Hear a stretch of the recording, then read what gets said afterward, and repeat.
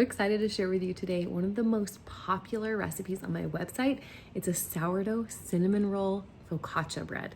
Had a group of friends over and I made this for them for the first time, and literally they were texting me after saying, my family wants this for Christmas morning. We want this for every celebration, holiday. It is so delicious and it's so easy, so easy. Just a few simple ingredients. It has layers of like this beautiful cinnamon sugar all throughout. I think you're really gonna love this one. Here's how I make it. The first step in making this, and we're actually starting the night before, and we're making a levain. Now you can use ripe active sourdough starter in place of this, but for best results, you want to make a levain. It acts as a power feed for your sourdough starter. And so this is what I'm doing. I'm taking my ripe starter. I'm adding just 5 grams of it to this measuring cup. And some people think 5 grams, that's nothing. And it's really a very small amount of starter, active starter there. And the reason we're doing such a small amount is because we're doing a 1 to 10 to 10 feed. It's overnight. So this is going to take all night long to rise in here and get bubbly and active. And that way, when I wake up in the morning, I can use it straight away. Or I could stick it in my fridge if I wanted to and use it sometime during the day. But I just like having options when I wake up in the morning. So that's why I like to mix this the night before. So I'm tearing my scale again. I did 5 grams of starter. I'm gonna do 55 grams of flour. Some people are a little bit curious sometimes why I'm doing a little bit more flour and water and starter. If I add them all up, it adds up to a little bit over 100. And I only need 100 grams of starter or levain for this recipe. Well, while this ferments, actually, you lose about 2% of the weight of your starter or levain. So I do a little bit extra there. All right, I'm gonna mix this up.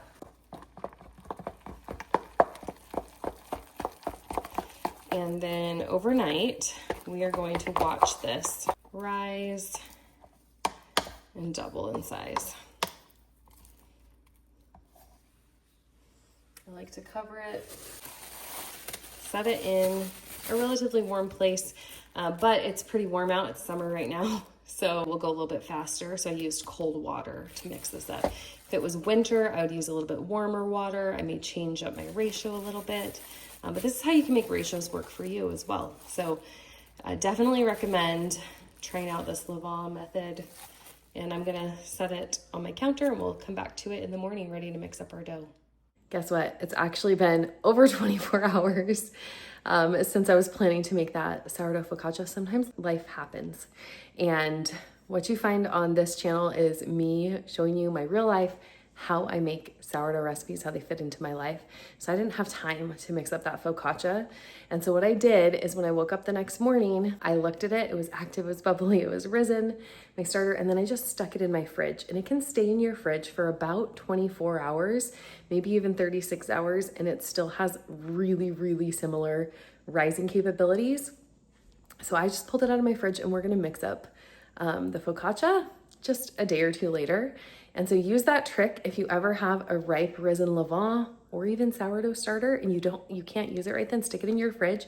Use it straight from your fridge the next day or within about 36 hours and you can still make really, really great bread. One of the tricks, if you are using your levain that is from the fridge, there it is, I use warm water to mix up the dough. Anytime that you are taking levain or starter straight from the fridge, I like to use warm water. That just helps to balance your temperature. And into the water it goes. See how it still kind of floats in there? It's still active. You can still use it even though it's been refrigerated. So this is a tip that I use a lot if I'm just not ready to make something quite yet. All right, so I'm doing 100 grams of my starter, or actually my levain that I made the other day. And a little bit over, a little under is gonna be just fine. I have 385 grams of water in here. Mix that up. And then we're gonna add 20 grams of sugar.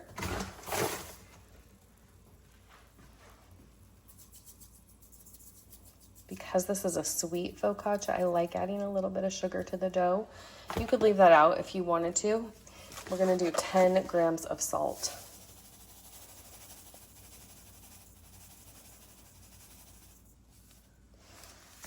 I just use a table salt for this recipe. Mix it up. Okay, then I tear my scale down here. And I'm going to do 500 grams of bread flour. And mix it up. You are going to see that this is a little bit of a wetter dough, and because of that, we're going to be using coil folds to strengthen this dough over the next 2 hours. Other than that, though, it's really easy dough to work with. It's just a little bit more wet. So I've got a few tips that will help you working with this more wet dough. So we're gonna just get the dough off of that dough hook there.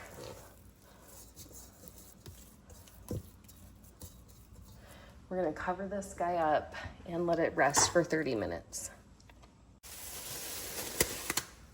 Okay, it's been half an hour. I'm gonna come in here and do my first set of coil folds. Now what you're gonna do, you're gonna take your hands and just go straight down into the bowl and lift up. I've gotta get my hands a little bit damp. That helps so the dough doesn't stick to my hands. So let me get my hands wet. Okay, I've got damp hands here. I'm gonna reach down in, pull up, kind of in a coil like that. I don't want it to tear. I'm gonna drop it. And then I'm gonna move the bowl, come on the other side, up into a coil, turn the bowl again. I'm gonna keep going around probably like 4 times until see how the dough doesn't want to stretch down as far anymore. That tells me, okay, you're done. You're done doing the coil fold. So I just lift it up in the middle, put it down, lift it up, put it down. Like that. Then we cover it back up. We'll see it in another 30 minutes. Okay, this is my second set of folds. I'm going to show you from the top down this time. I got my hand stamp. Come in, pull it up, let it go down. Remember, you don't want it to tear when you're doing this. Pull it up. Last one. Usually do maybe one more, 3 to 4 of these. You can see how this dough has changed so much. I'm gonna cover it, and we're still gonna do about 2 more coil folds. Give it another 30-minute rest, and I'll come back and do the next.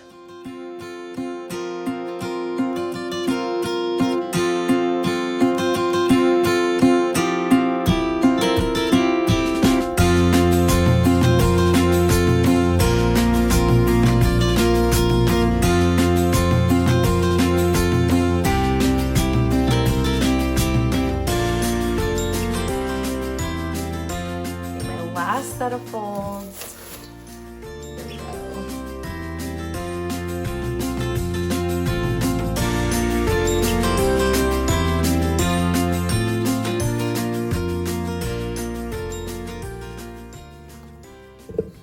See how the dough is getting stronger throughout this process? That's what we're looking for. Covering this up. I'm gonna let this rest for another couple of hours. I actually did just take the temperature because I do usually like to take the temperature of my dough. I usually like it about 78. So this may take a little bit longer. I think I'm gonna stick it in my bread proofer and let it continue to rise. I want it to be jiggly, puffed up. I'll show you what it looks like once it's risen. Probably another 2 to 3 hours based on this temperature. Could be a little bit longer. If I warm it up in the bread proofer, it'll go right about that.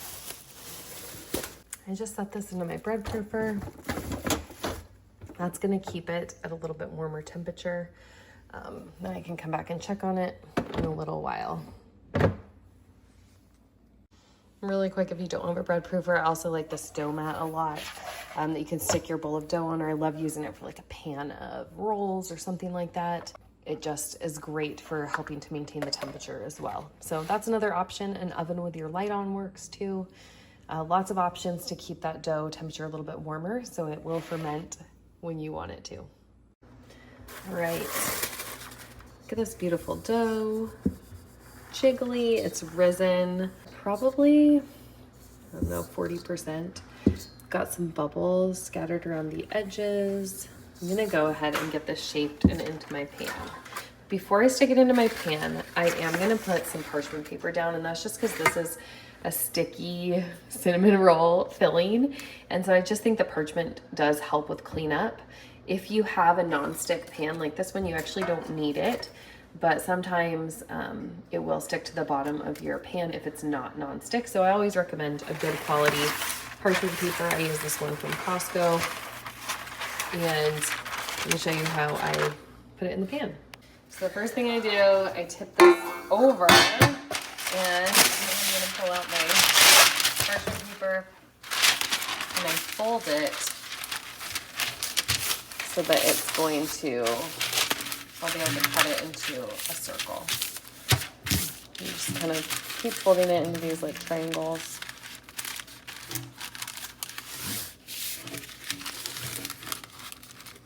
This is a 12-inch pan, and I really love this size for pizza, focaccia, all of these things. I love the USA pans too. I'm gonna put this in the middle here, grab my scissors, and then just cut off that part. And we'll see, hopefully this will fill out the pan quite nicely. And it does. Just like that. If you wanted, I may cut just a tiny bit, those edges. You can fold this back up and give it just a little bit more on the edge there. So it fits just a little bit better. And there it goes. All right, so we've got our pan, got our dough, and I just mixed up my filling. So this is brown sugar and cinnamon. That's all that's in here. We're gonna put this right into the focaccia. So let me show you how I do that. First, I'm going to add a little bit of oil, a little bit of butter to the bottom of this. Okay, I'm gonna pour about 20 grams of oil and 20 grams of butter onto the bottom of this pan, right on top of the parchment.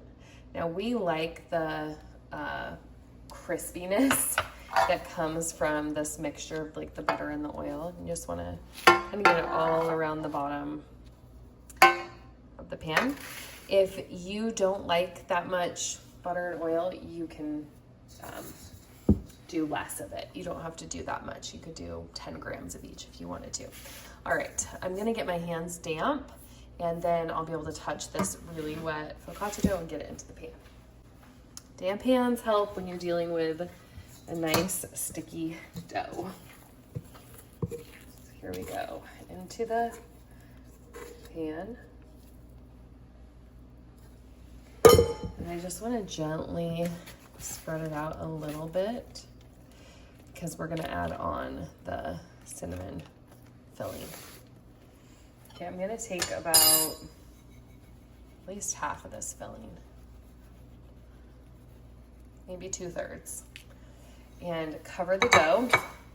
And then I fold it over and over, just like that. And then I'm gonna take the sugar again, go right on the top, and we're gonna roll it up. Just like that. And then you get this almost little package right in the middle of your pan.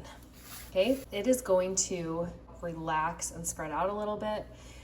Then after it does that, maybe an hour or two, maybe 2 to 3 hours even, it's going to be bubbly, doubled in size. I'm gonna be then at that point be able to dimple it, press it out in the pan. Right now I'm just covering it and keeping it warm, and we'll come back to it. Now you could stick this in the fridge at this point and then pull it out tomorrow and let it rise until doubled in size, dimple it and bake it. So you have a couple of options with this, but right now we're just gonna let it sit right here. We'll come back to it in a couple hours. right, it's been a couple hours. Look how much that's filled out. I'm gonna pour the rest of my melted butter right over the top. We're gonna dimple this up. And as we dimple, if you notice like it's not 100% to the edges, we're gonna gently press it out to the edges as well. Just dimple this up. See all those fun little bubbles that start to rise up in here. This is really so simple. Perfect for a birthday breakfast or a holiday morning or something like that. Look at that. Okay, we're gonna bake it 425, about 25 to 30 minutes.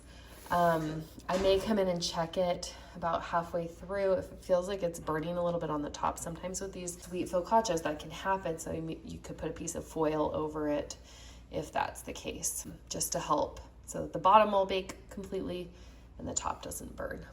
Into the oven it goes. While this is baking, I'm gonna mix up the cream cheese glaze. If you love cinnamon rolls, you know cream cheese frosting is one of the best parts about this. So I love adding a little bit of cream cheese into this glaze. Now, if you are going to, do you love cinnamon rolls too? Yes, okay. Another option than the cream cheese glaze, I was just thinking about this, is just do a regular glaze. If you didn't want it, you can leave the cream cheese out and just drizzle that on if you don't want to worry about the refrigeration part. So you can do that too. Lots of options with this. If you want to double the glaze because you're a glaze person or a frosting person, do that. All right, you're gonna start just by whisking together some softened cream cheese. And I just stuck this in the microwave actually for like, I don't know, 15 seconds, just to get it a little bit soft. And then I'm gonna add in my powdered sugar. I'm doing 75 grams of this. And we'll add in some milk to have it all come together. A little bit of vanilla extract.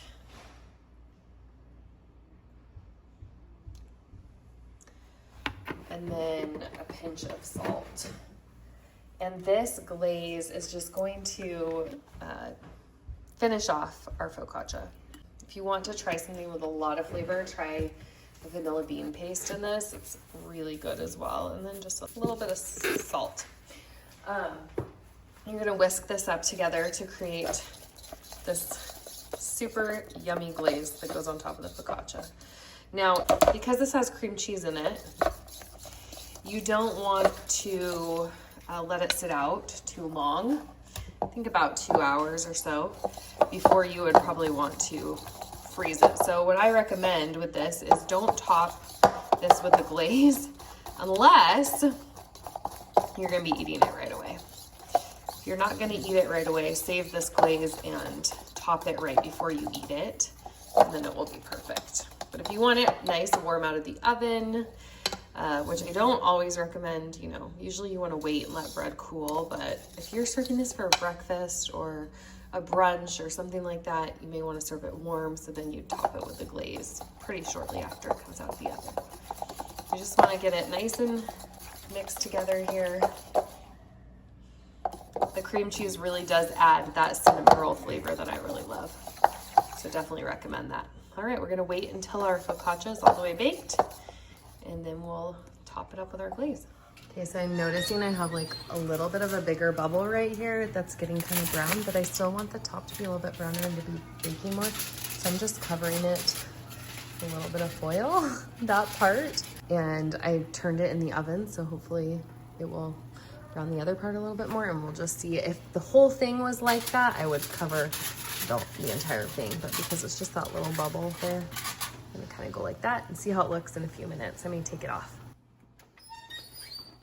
All right, there we go. Ooh, that looks beautiful, this focaccia. Perfect. I ended up letting it go about 30 minutes this time. I think covering it did help that little bubble there to not get quite as brown. Here it is, beautifully baked. You can see, I don't know, let me show you right in here, some of that gooey cinnamon sugar is in there. That's why I like to use the parchment paper. Okay, let's pull it out of here and see what it's like. I like to let it sit a minute or two, even up to 5 to 10 minutes in the pan, and then remove it to a wire cooling rack.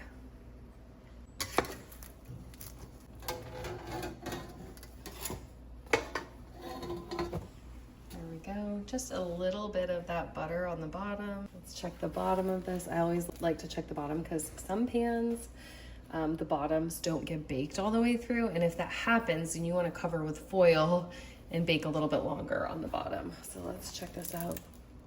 Oh no, it's perfect. It's not at all gummy. It's hot, but that's beautiful. You can just see that cinnamon sugar that's inside. It's gonna be so good once we're able to cut it open. I wanna let it sit for a minute. I am gonna drizzle the glaze on top, and then we'll let it cool just probably 10 to 15 minutes before I slice into it and taste it. Typically you'd wanna let this cool all the way before you eat it, if you want the structure of the dough to stay, intact. But if you're serving this for breakfast, for brunch, I like to serve it warm, so I let it cool maybe 20 minutes, drizzle the glaze on, serve it. Other than that, let it cool and add the glaze when you're going to serve it.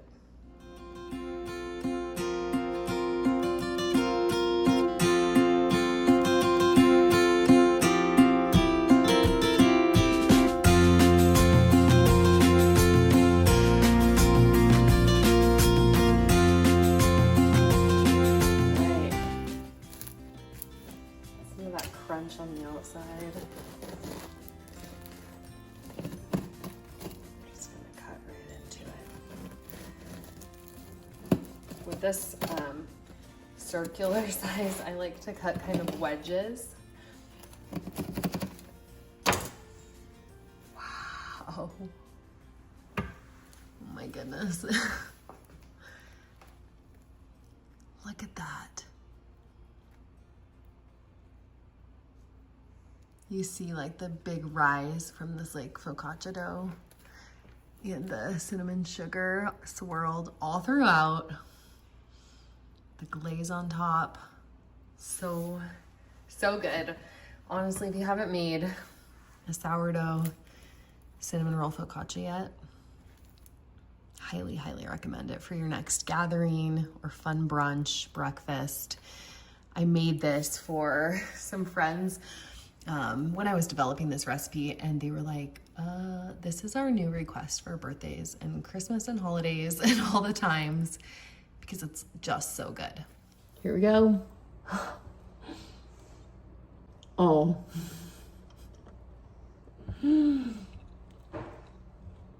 That ripple, cinnamon sugar, the glaze. It's like crispy, crunchy a little bit, but super soft in the middle. You guys, you gotta try this. I think you're gonna love it. Okay, the real moment of truth.